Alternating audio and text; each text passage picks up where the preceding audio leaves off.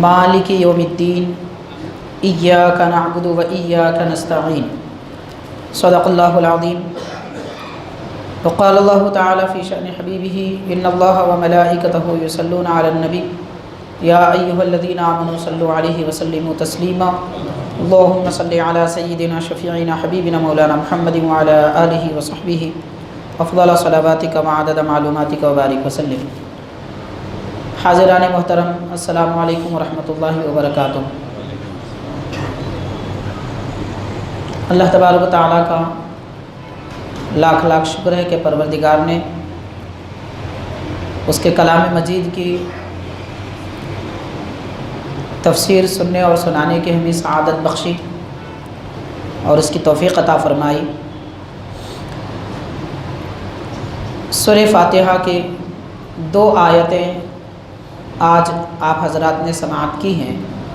अल्लाह तबारक व तआला अपनी शान और अज़मत बयान करते हुए फ़रमाता है कि तमाम तारीफ़ अल्लाह रब्बुल आलमीन के लिए, वो बड़ा मेहरबान निहायत रहम वाला है और रोज़े जज़ा का मालिक है।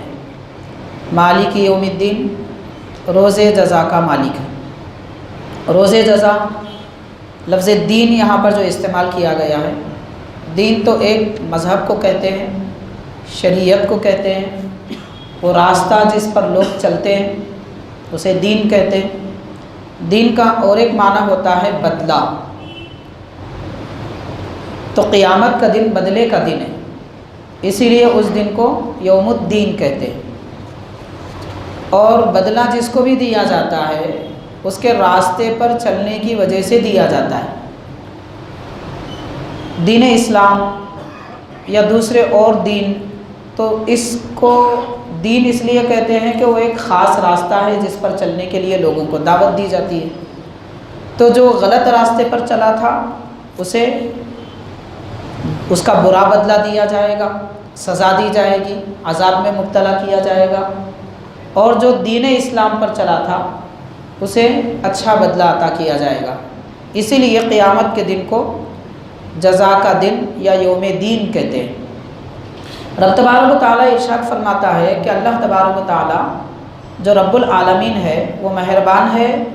सिर्फ मेहरबान ही नहीं है बल्कि वो परवरदिगार क़यामत के दिन लोगों को बदला भी अता फ़रमाता है। और बदला वही दे सकता है जो साहिब इख्तियार हो, बदला वही दे सकता है जिसके पास अथॉरिटी हो, और बदला वही दे सकता है जो क़ुव्वत रखता हो। तो अल्लाह ताला ये सिर्फ़ ये बात नहीं फरमा रहा है कि मैं मेहरबान ही हूँ, जो इबादत गुज़ार हैं, फरमा बरदार हैं, उनके लिए मेहरबानियाँ हैं, और जो नाफरमान हैं, बद किरदार हैं, उनके लिए सज़ाएँ हैं। और अल्लाह का इख्तियार है कि वो जज़ा भी देता है और सज़ा भी देता है। अच्छा बदला भी अता फ़रमाता है, बुरे अमल का बुरा बदला भी अता फ़रमाता है। तो इस आयत पाक में खालिक़ कायनात ने क़यामत के दिन अपनी बादशाहत का ऐलान फरमाया है। यहाँ पहले एक बात ये समझ लेनी चाहिए कि अल्लाह ताला क़यामत के दिन का मालिक है। तो क़यामत के दिन का मालिक अल्लाह तबारक व तआला है, ये तो ठीक है, मगर क्या आज के दिन का मालिक अल्लाह नहीं है? इब्तिदा से इंतहा तक हर दिन, हर घड़ी, हर सेकंड, हर शय का मालिक अल्लाह ही है। फिर रोज़े जज़ा का मालिक क्यों फरमाया? क़यामत के दिन का मालिक क्यों फरमाया? उसकी बुनियादी वजह 2 है। एक बात तो ये कि दुनिया में अल्लाह तबारक व तआला ने बंदों को पैदा फरमाया और अच्छे बुरे अमल के मुतालिक इल्म अता फ़रमाया, अंबिया-ई किराम को भेजा, कुरान पाक नाजिल फरमाया। लेकिन ये भी इरशाद फरमाया कि तुम्हारी बदअमली या नेक अमली का बदला यहाँ नहीं दिया जाएगा। तो इसीलिए अल्लाह ताला ने आखिरत में देगा, इसलिए रोज़े जज़ा का मालिक फरमाया। दूसरी बात यह है कि दुनिया में बहुत सारे लोग ख़ुद को बादशाह समझते हैं, ताकतवर समझते हैं। एक क़यामत का दिन ऐसा है कि वहाँ पर कोई ये कहने वाला ही नहीं होगा कि मैं बादशाह हूँ। सिर्फ खालिक़ कायनात रब तबारक व तआला, वो एक ही मालिक इस वक्त भी है, उस वक्त भी है। लेकिन दुनिया में जो مجازی طور پر اللہ نے جن کو طاقت دی، قوت دی، جن کو رب نے بادشاہ بنایا، دنیا میں وہ بادشاہ بنے ہوئے ہیں۔ قیامت کے دن کوئی یہ دعویٰ نہیں کر سکتا کہ میں بادشاہ ہوں، کوئی یہ کہہ نہیں سکتا کہ میں بادشاہ ہوں، میں مالک ہوں، میں اختیار والا ہوں۔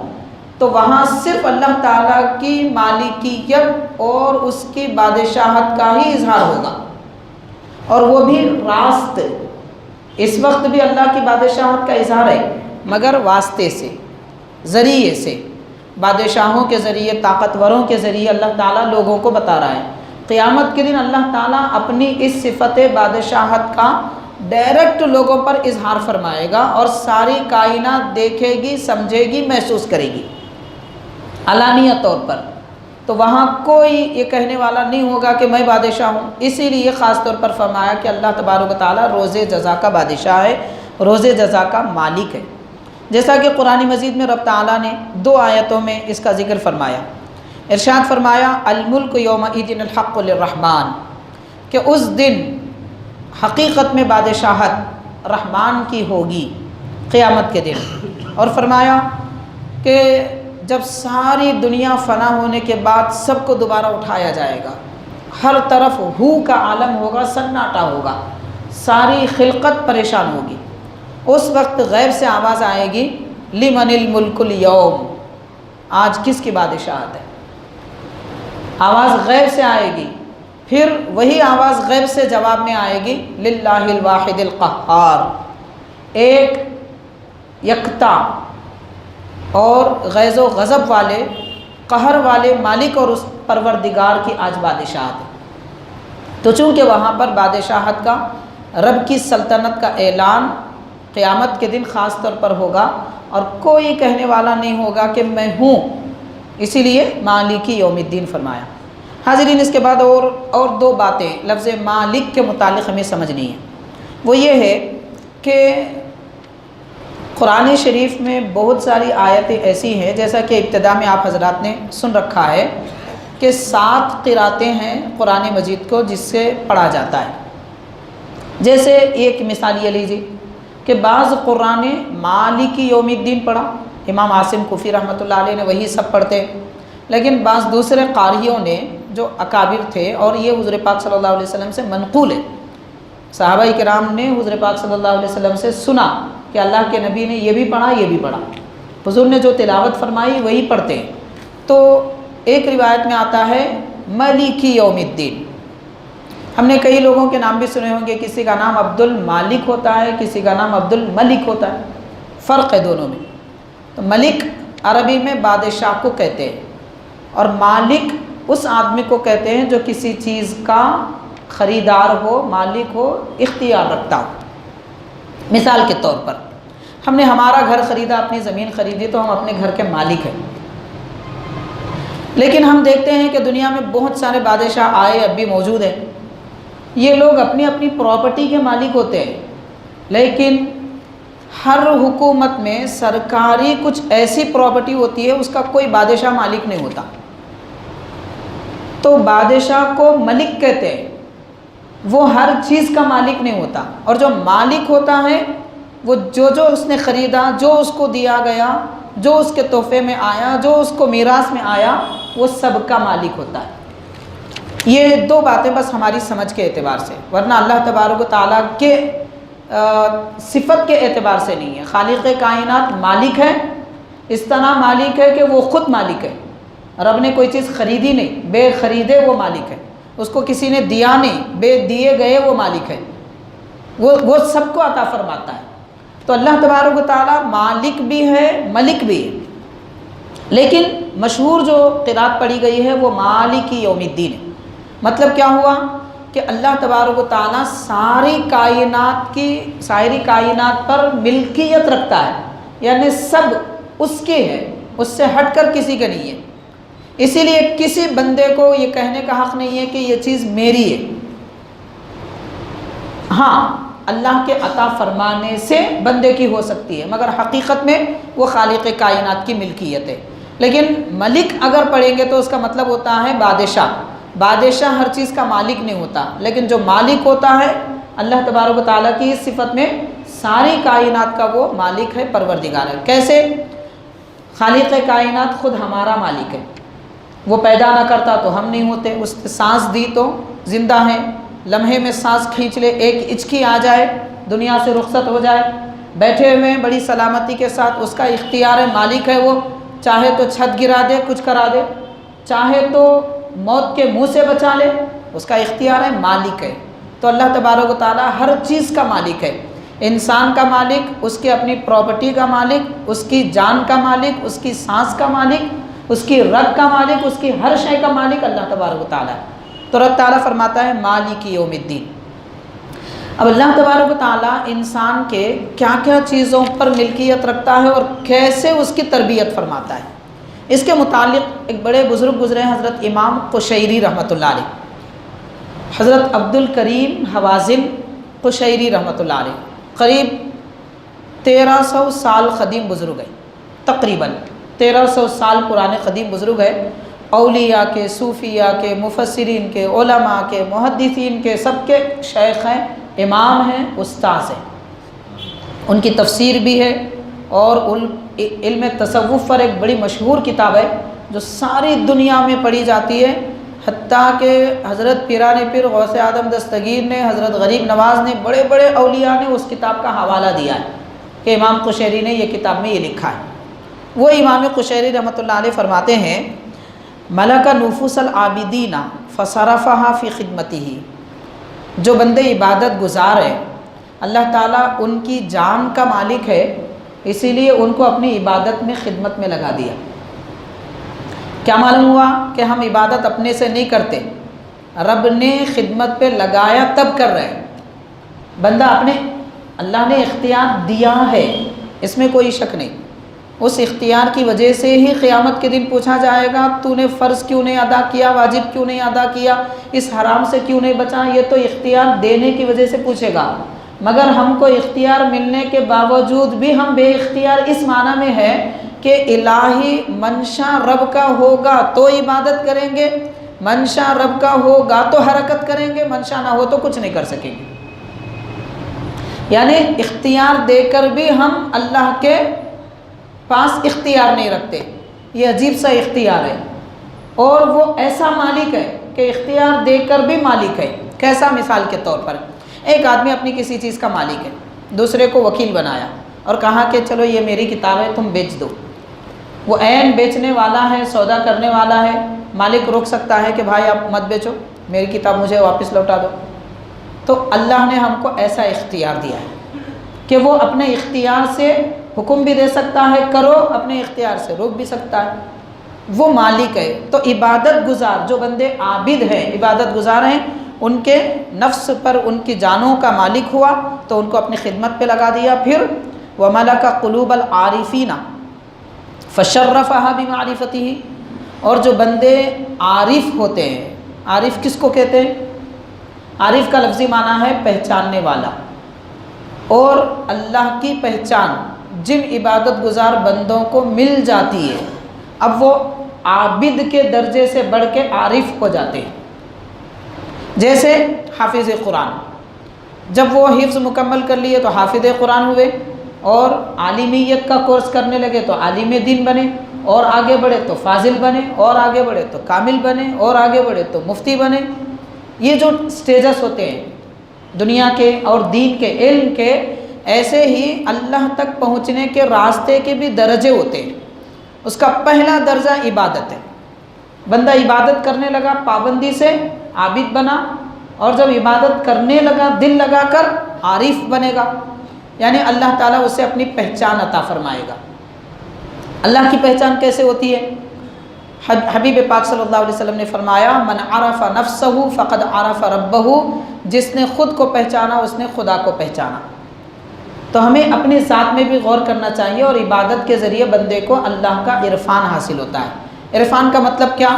ایک مثال دے کر میں عرض کروں گا کہ دیکھیے ہم یہ جانتے ہیں یہ لاؤڈ اسپیکر ہے، اس کے ذریعے آواز بڑھائی جاتی ہے، دور تک آواز پہنچائی جاتی ہے، یہ علم ہے ہمارا کہ ہم جانتے ہیں یہ کام کی چیز ہے، لیکن یہ بنائے کیسے گئے، اس کے لیے کتنے لائٹ کی، کرنٹ کی کتنی ضرورت پڑ سکتی ہے، اور کون سے ویروں کی ضرورت ہے، کیا کیا چیزیں اس میں بنائی گئی، اس کے ڈیپلی جو آدمی اس کی تحقیق کرتا ہے، جب اس کی حقیقت کو جانتا ہے تو اس کو کہتے ہیں عرفان۔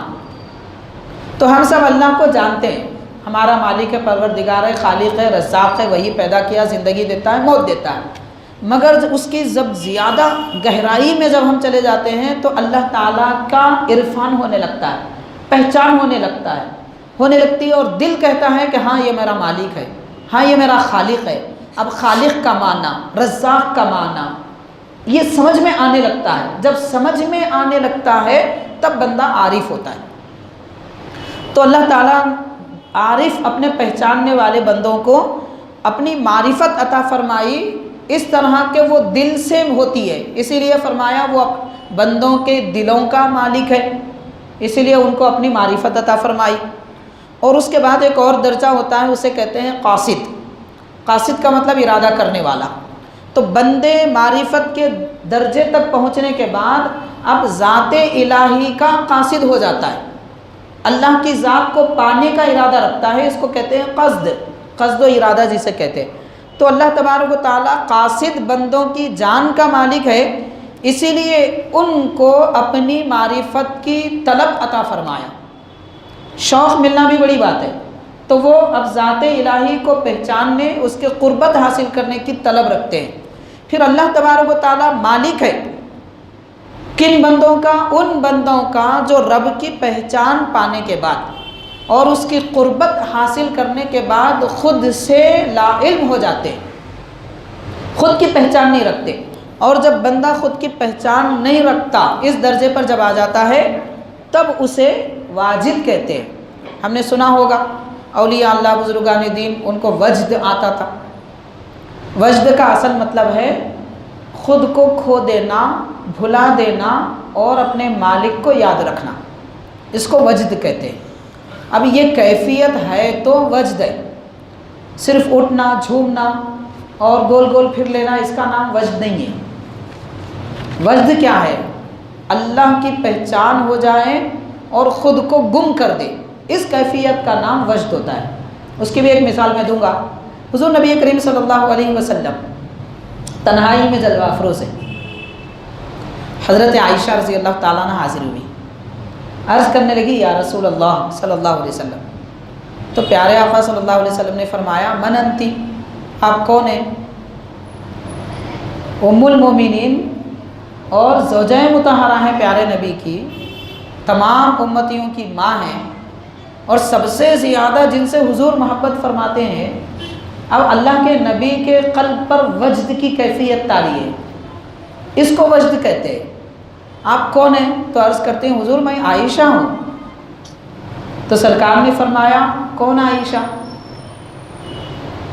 تو ام المومنین اب سمجھ گئی، اب جواب جو دیتی ہیں بڑا سنبھل کے دیتی ہیں، سنبھل کے دیتی ہیں اور کہتی ہیں میں ابو بکر کی بیٹی ہوں۔ یہ نہیں عرض کرتی حضور آپ کی اہلیہ ہوں، آپ کی زوجہ ہوں۔ کیوں؟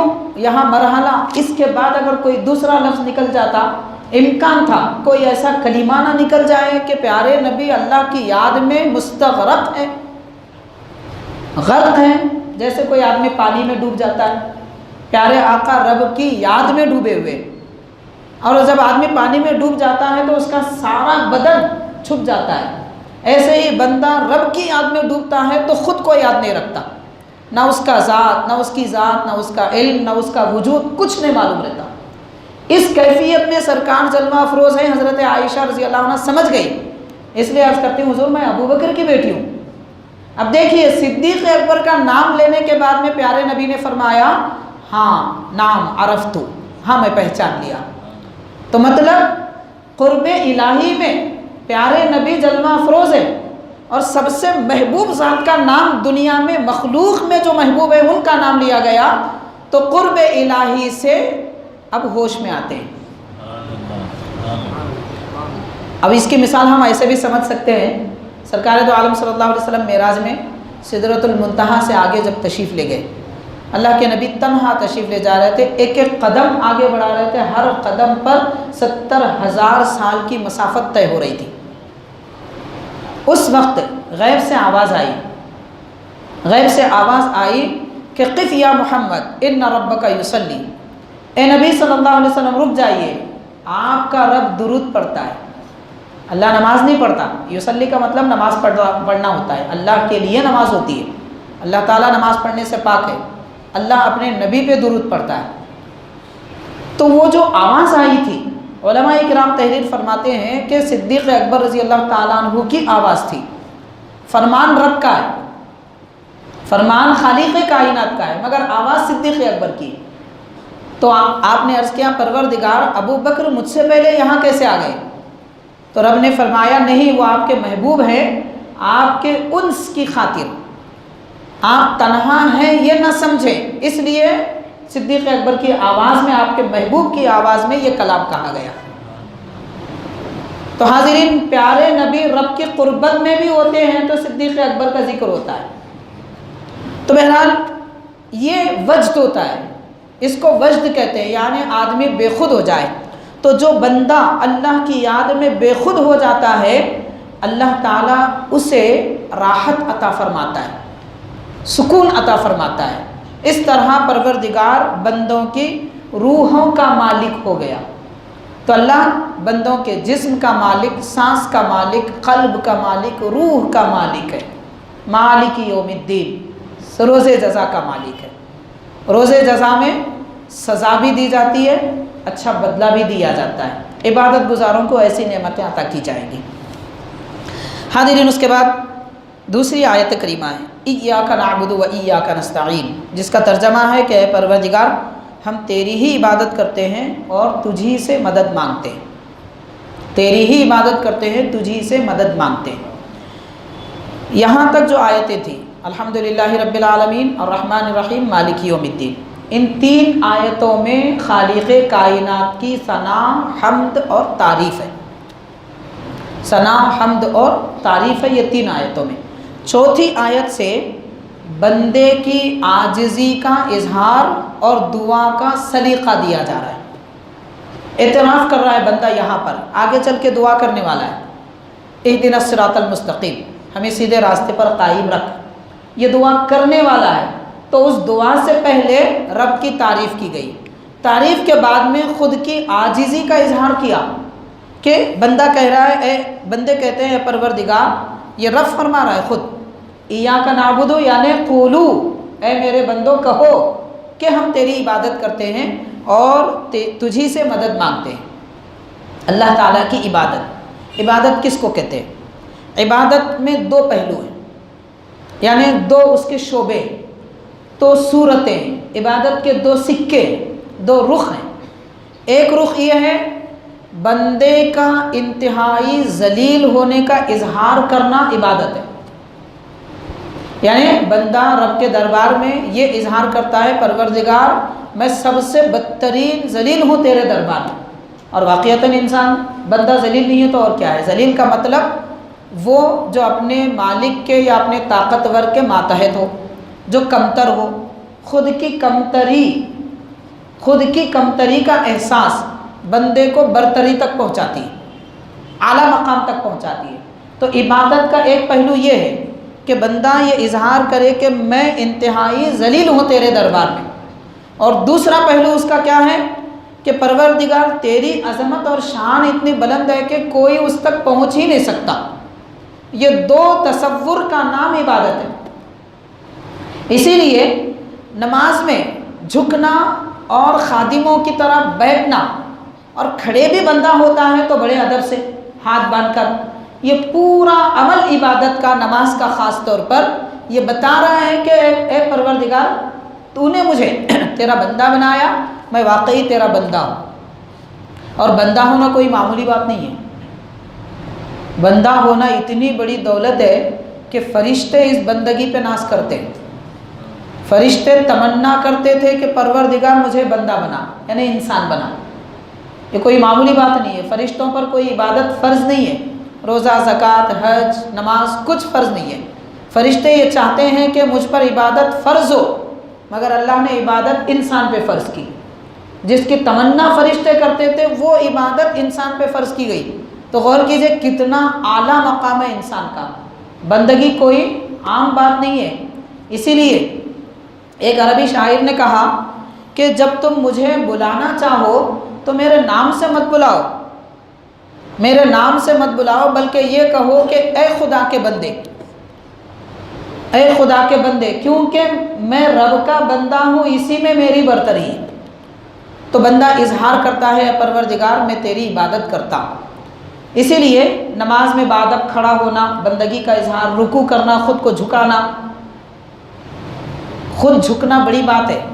انسان کے اندر اتنی غیرت ہوتی ہے کہ وہ کسی کے سامنے اپنا سر بھی جھکانا پسند نہیں کرتا، بلکہ غیرت مند آدمی تو کسی کے سامنے ہاتھ بھی نہیں پھیلاتا، اور غیرت زیادہ اگر ہے تو بھوکا پیاسا مرے گا مگر کسی سے کوئی ایک پائی نہیں مانگے گا۔ غیرت اور زیادہ ہوگی تو کس مصیبت میں ہے اس کا اظہار بھی نہیں کرے گا، بتائے گا بھی نہیں انسان کو کہ میں کس مصیبت میں ہوں۔ اس کو غیرت کہتے ہیں، جو لوگ بدل کے اسے غیرت کہتے ہیں۔ غیرت نہیں ہے، یہ غیرت ہے، غیرت مندی، یہ بڑی دولت ہے۔ تو جو آدمی زبان تک کسی کے سامنے نہیں پھیلاتا، وہ اپنے مالک کے دربار میں خود جھک جاتا ہے اور سجدے میں گر جاتا ہے۔ سجدے سے زیادہ عبادت کا اور کوئی تصور ہی نہیں ہے۔ یعنی کوئی آدمی خود کو سب سے کمتر ہے، کسی کو ظاہر کرنا چاہتا ہے، سجدہ آخری حرکت ہے، اس سے بڑھ کر کوئی اور چیز نہیں ہے۔ اسی لیے اللہ تعالیٰ نے نماز میں سجدہ فرض فرمایا۔ تو بندہ اعتراف کرتا ہے ایاک نعبد، اے پروردگار ہم تیری عبادت کرتے ہیں، و ایاک نستعین، اور تجھی سے مدد مانگتے ہیں۔ حاضرین، مدد مانگنے کی بات آئی ہے تو اس سے متعلق تھوڑی اور باتیں میں عرض کروں گا، لیکن عبادت کیسے کی جاتی ہے یہ بھی تھوڑی سمجھ لیجیے۔ آج ہمارے پاس ماشاءاللہ نمازیں بھی پڑھی جاتی ہیں، عبادت بھی ہوتی ہے، مگر افسوس کی بات یہ ہے کہ ہمارا دل نماز میں نہیں لگتا، عبادت میں نہیں لگتا، ذکر میں نہیں لگتا، تلاوت قرآن میں نہیں لگتا۔ یہ ہمارے لیے بہت افسوس کی بات ہے۔ اس لیے کہ حاضرین، پہلی بات تو یہ کہ عبادت میں دل لگانے کے لیے سب سے اہم کام یہ ہے جو طریقہ عبادت کا دیا گیا اس کے مطابق عمل کیا جائے۔ مثال کے طور پر حضور نبی کریم صلی اللہ علیہ وسلم نماز سے پہلے کیا فرماتے تھے؟ تو اللہ کے نبی صلی اللہ علیہ وسلم نماز سے پہلے نماز کی تیاری فرماتے تھے، اور ہم نماز کی تیاری نہیں کرتے، عین جماعت کے وقت میں مسجد کی طرف چلے آتے ہیں۔ یہ ہماری پہلی غلطی ہے۔ نماز کی تیاری کیسے کی جائے؟ سب سے پہلی تیاری نماز کی یہ ہے، اذان کی آواز آتے ہی کام چھوڑ دیں۔ علماء نے، فقہاء نے یہاں تک لکھا کہ اگر کوئی لوہار ہے، ہتھوڑا اٹھایا تھا مارنے کے لیے، اذان کی آواز سنتے ہی رکھ دے، اب وہ کام پورا نہ کرے، وہ ادھورا رہے، اب نماز کی تیاری کرے۔ تیاری اذان کا جواب دے زبان سے، اور دوسرا عمل سے کہ سیدھا مسجد کی طرف چلا ہے۔ اور جب مسجد کی طرف آئے گا، ذہن بنایا جا رہا ہے، کوئی بھی کام ایسا اچانک نہیں ہو جاتا۔ آپ غور کیجئے، ایک بچے کو ڈاکٹر انجیکشن بھی دیتا ہے، پہلے دل بہلاتا ہے، اچانک پکڑ کے ڈاکٹر انجیکشن نہیں دے دیتا۔ اگر ایسا کوئی کرتا ہے تو وہ سمجھدار نہیں ہے، بدتمیز سمجھا جاتا ہے۔ لوگوں کے پاس طریقے ہوتے ہیں کس طریقے سے ذہن اس مقام سے ڈیوائڈ کیا جائے۔ ایسے ہی اسلام نے بھی لوگوں کے ذہنوں کو کاروبار سے ڈیوائڈ کرنے کے لیے طریقہ دیا۔ پہلے اذان سنو، نماز کی تیاری کرو، مسجد کی طرف قدم بڑھاؤ، مسجد میں آ رہے ہیں تو تصور کرو اللہ کے گھر میں آ رہا ہوں، سیدھا قدم آگے بڑھاؤ، وضو کرو۔ وضو کرتے وقت میں حضرت شہاب الدین عمر سہروردی رحمۃ اللہ علیہ نے لکھا ہے کہ جس کا وضو جتنی توجہ سے ہوتا ہے، نماز میں اتنی ہی توجہ رہتی ہے۔ تو آج ہمارا وضو توجہ سے نہیں ہوتا، اسی وجہ سے نماز میں توجہ نہیں رہتی، نماز میں دل نہیں لگتا۔ تو پہلے وضو اچھا کیا جائے، کیسا طریقہ حضور نے عطا فرمایا۔ پھر مسجد میں آتے ہی سنتیں رکھی گئی، سنتیں ادا کرنا۔ سنت سے پہلے اور ایک نماز ہوتی ہے، وضو کیے، وضو کرتے ہی تحیۃ الوضو پڑھیے۔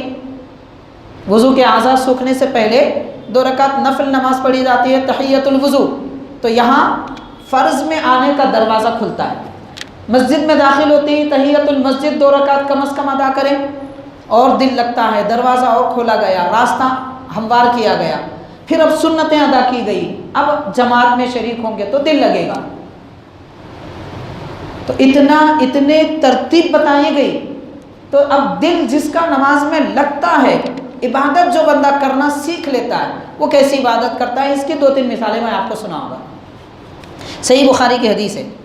ایک جنگ سے چند صحابہ اکرام واپس تشریف لا رہے تھے، اور صحابہ اکرام کا طریقہ تھا کہ وہ ہمیشہ کام بانٹتے تھے، کام بانٹ کے کرتے تھے. تو انہوں نے یہ طے کیا کہ رات میں آدھا حصہ کچھ حضرات سو جائیں اور باقی حضرات عبادت کریں، پھر آدھی رات گزرنے کے بعد میں جو سو گئے تھے وہ جاگیں، باقی لوگ عبادت کریں. یہ طریقہ کار تھا. تو ان میں سے جماعت جتنی بھی تھی صحابہ کرام کی، ان میں سے ایک صحابی نے کہا کہ آپ سب سو جائیے، جب آدھی رات ہو جائے گی تب میں آپ میں سے کسی ایک کو جگا دوں گا. چنانچہ وہ ایک صحابی، ایک بڑا اونچا مٹی کا ٹیلا تھا، راستے میں دشمن سے لڑ کے فتح کامیابی حاصل کر کے آ رہے تھے. تو مٹی کے ٹیلے کے اس جانب سارے صحابہ کرام آرام فرما رہے ہیں، اور ایک صحابی ٹیلے کے اوپر کھڑے رہ کر نماز ادا فرما رہے ہیں. جو دشمن بچے تھے پھر وہ شرنگیزی کی خاطر پلٹ کے آتے ہیں، پیچھا کرتے ہوئے دیکھتے ہیں کہ ایک صحابی کھڑے ہوئے، سمجھتے ہیں یہ مسلمان ہے، تیر اندازی کرتے ہیں، تیر پھینکتے ہیں. اتنے تیر پھینکتے ہیں کہ ان کا جسم چھلنی ہو جاتا ہے، مگر وہ صحابی رسول ہیں کہ کھڑے کے کھڑے ہی ہیں. اندھیرا ہے. تو آپ اپنے عمل سے کیا طریقہ دے رہے تھے؟ پہلی بات یہ بتانا چاہ رہے تھے کہ میرے جسم کو 1000 تیر لگ جائیں، میں زمین پر نہیں آؤں گا، گروں گا نہیں، اور نماز نہیں چھوڑوں گا. کیوں؟ اگر ان کو یہ پتہ چلے کہ یہ زخمی ہو گئے، اب گر گئے، تو فوراً حملہ کریں گے اور صحابہ کرام جو آرام کر رہے ہیں ان پر حملہ ہو جائے گا. تو ان کی حفاظت کی خاطر نماز میں ویسے ہی باقی رہے اور قائم رہے، کھڑے رہے. اگرچہ کہ تیر لگنے کے بعد خون بہتا ہے، خون بہنے کے بعد وضو ٹوٹتا ہے، وضو ٹوٹا تو نماز بھی نہیں رہی، لیکن اس کے باوجود وہ نماز کی حالت میں کھڑے رہتے. یہ ایک بات ہوئی. دوسری بات یہ، وہ نماز میں اتنے منہمک تھے کہ تیر اندازی کے باوجود ان کو پتہ تک نہیں چلا کہ تیر برسائے جا رہے ہیں. اس کیفیت میں نماز پڑھ رہے تھے، اسی لیے نہ ان کو درد ہوا، نہ تکلیف ہوئی، نہ وہ گرے اور نہ ہی انہیں تکلیف ہوئی. آخر دشمن بیزار ہو کر چلا گیا. اس طرح کی نمازیں اور عبادتیں کیا کرتے تھے. اس کا احترام بندہ کرتا ہے نماز میں کھڑے رہ کر، اے پروردگار ہم تیری عبادت کرتے ہیں، تجھی سے مدد مانگتے ہیں.